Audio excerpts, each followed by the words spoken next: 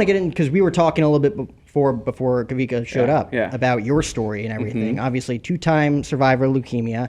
You now have Cade in the picture. If we want to throw up a few pictures of his son, you got Cade Storm Cable. The goat. He's there. He is. You look exhausted. I'm newborn life. There it is, baby. So cute. Yeah, the goat. The goat, baby. God is good. That's what we call him. Stone is not a middle name I would have thought of either. Yeah, I think my wife actually thought of it. I was like, babe, that's awesome. Let's keep it. He sounds like an action figure already. That is too tough. Too tough. He's just going to grow up being tough. With a widow's peak, too. So. He has a widow's peak. I don't know if you saw that picture. He got some time, though. So, we told the story about meeting your wife a little bit before we went on the air. Yeah. I kind of want you to reshare that story because it is inspiring what you both went through to get to the point where you guys are at now. Crazy, dude. Honestly, I can't even believe the story. And I tell him, like, this really happened? What the heck? When Matt told me the story, it was like, this should be a movie. Like, it's amazing, but, go ahead, Matt. So, I love it, bro. All right. Lifetime. 2014, I was diagnosed with leukemia. Not knowing I had it, I was still, obviously, I was in the beginning stage of my Air Force career. And I remember I was just working, and I'd work out and work. That's like my life, right? Eventually, about 3 months into feeling pretty ill, flu-like symptoms, I went and got checked out. And the doctors, they thought it was nothing. They're like, here, take some Tylenol, you have like a neck infection. I was like, I don't know what that is. What is that? And so I went back to work. About a week later, I got strep throat. And I thought it was really odd that I was still very, very sick. I was getting just sicker. I'm like, this is something's wrong. So the last time I went to the hospital, they finally drew some blood. And after they drew some blood, they found out I had what's called AML leukemia. And that's acute myeloid leukemia, and that's my bone marrow. So that was pretty crazy news. 2014, I was 23 years old, and I had no idea honestly what leukemia was. I was like, cancer. I was like, what is that? I have no idea what that is. What is that? But obviously it's very serious, and we started chemotherapy immediately. About a week into my chemotherapy, I got some sort of infection, and so what chemotherapy does, obviously, is it kills off your entire immune system, so it can kill off your leukemia.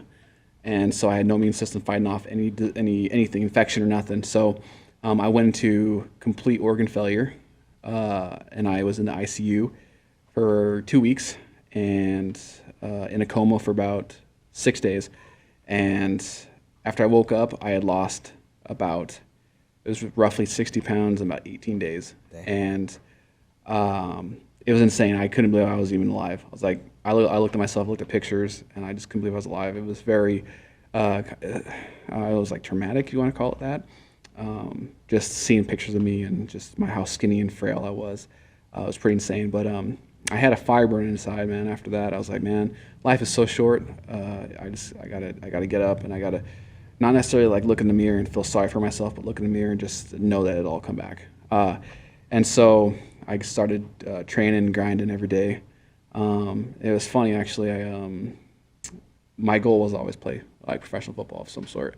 And about like a month or two after I woke up, I got a call from coach saying that he wanted me to come play on his team in an arena football game. And I was like, hell yeah, I'll be ready. I had like 6 months to train for this one game, just kind of see where I was at, and so I just got up. Every day I would just get up and train hard, and just grind away. And in about 4 months, I put on, almost. I think I dropped from like 220 down to 160 after I woke up, and I ended up, my game weight was about 210ish, so I almost got it back. Inspiration, bro. Now, does it come back differently though? Because I've heard like if you're just even working out like that and you drop that much weight and put it back on, it's almost like a different muscle. So I'm very happy for muscle memory. Yeah. I was able to come back pretty quick just because of muscle memory. But it does come back different because you train different. When you train those muscles differently, just everything will come back different. But I came back and I felt good. I performed really well. And I played that night, and it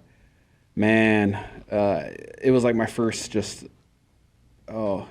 time ever competing again. Kind of after that game, I remember my dad he had to carry me to the bathroom. I was so beat up. My muscles just were so sore. It wasn't used to that anymore. You know, it was my first time coming back. Just going as hard as I can, 100%, leaving it all out there, and my body just couldn't handle it. So after that game, I hung on my cleats for good.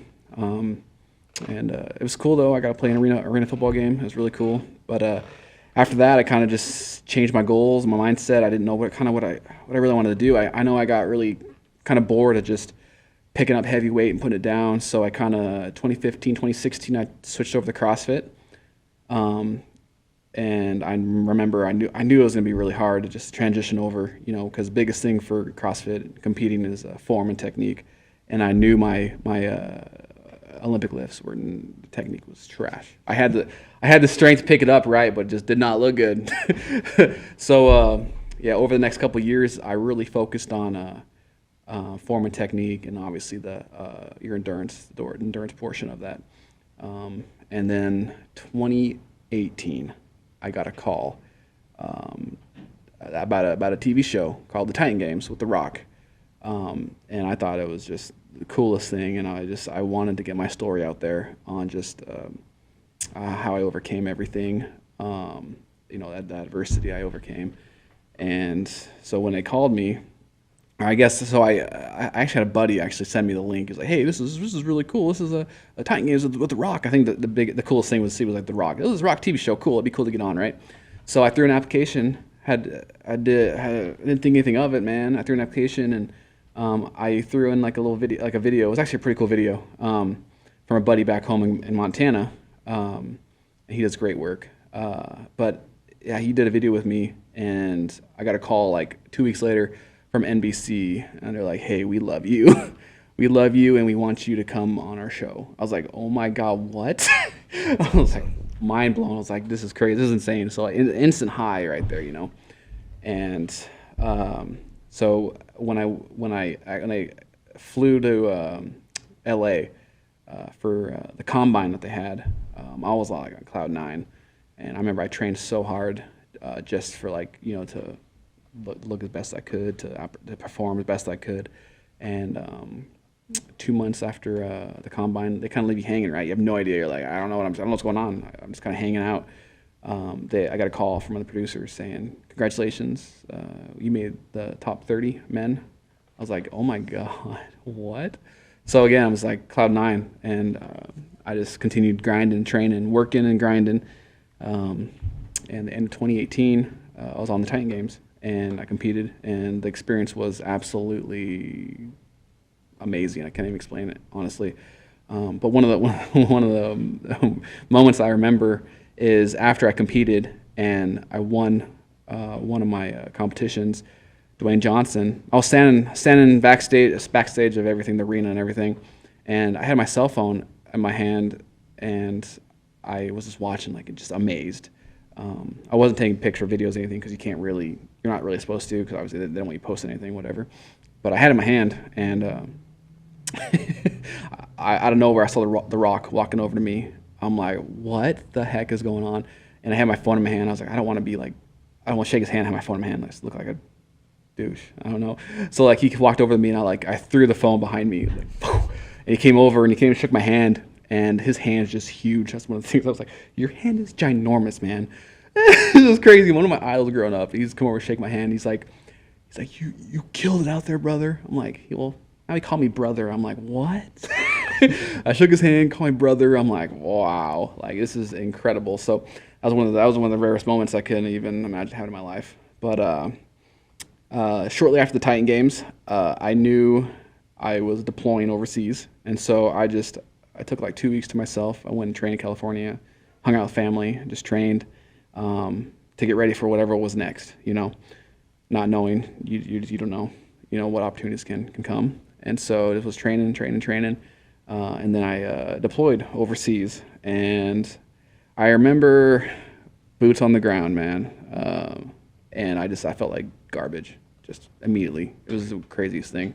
Don't know what it was, but I started training, working, and with my job over there, security forces, I worked like 15-hour shifts, right? And then you try to train when you can and sleep when you can, right? So I was getting maybe 3 hours of sleep a day. just you have to. There's nothing you do. There's nothing you do because you work so hard, and then before I go to bed, I went and trained for a couple hours, and then went to bed a couple hours, get up, do it all over again. So my body started feeling like garbage, and not knowing what it was. I had little things that kind of were like, this is weird, because the air quality was so bad over there that I was like, man, my gums started swelling up. I was like, why is it swelling up? Is it the water? What's going on? Chemicals? What's going on? I was getting tired and exhausted out of nowhere. I'm like, man, why am I so tired? Why am I so sore when I'm training? Just kind of weird stuff. And I'm like, you know what? Some stuff started to click, and I was like, oh my God, like I think my cancer's come back.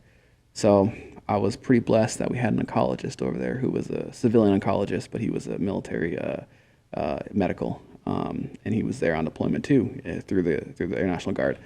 And he drew blood and immediately found out that my leukemia had returned. It was like 85% leukemic cells. And he's like, you need to be out of here yesterday. And so I was like, wow, this is insane. And, you know, one of the most craziest parts about the story is that after my television episode aired, Ensley, my wife, we weren't talking at the time. She was going through her breast cancer recovery. She was going through her double vasectomy, and out of nowhere, you know, her mom was like, "Hey, let's watch the Rock's new TV show, the Titan Games." And she's like, "Okay, that sounds cool, right?" So she's like 2 days into her recovery. She sees me. She sees my story, and this is kind of funny. Turn on the television show, sees me, and they start telling my story, right? But before they say I had cancer or anything, she's like, "God, he looks like a douche." Looks like a douche. Look at this stuck-up guy, douche. And then it goes on, and it's like, oh, he just overcame leukemia. And she's like, oh my God. Like, she's like, that's my husband. She told her mom that. And so I remember that night, you know, I had posted a photo. I was deployed. She had no idea. I was deployed. No one knew I was deployed. But I was deployed, and so I posted a pic, you know, saying thank you, blah, blah. And she commented, and she gave like a prayer face, heart, you know, whatever. And I looked through my comments, and I'm like, oh, who's this? Who's this girl? She looks nice. I go to her bio, and I'm like, oh, Miss Florida. Oh my gosh, cancer survivor. What? So I had to slide in her DMs naturally, and just, you know, tell her how awesome she is, and, you know, keep fighting. And just, you know, in my head, I'm like, oh, she's beautiful. Oh my goodness. So she couldn't believe that I wrote her. Her mom, she was like, Mom, he just wrote me. Oh my gosh.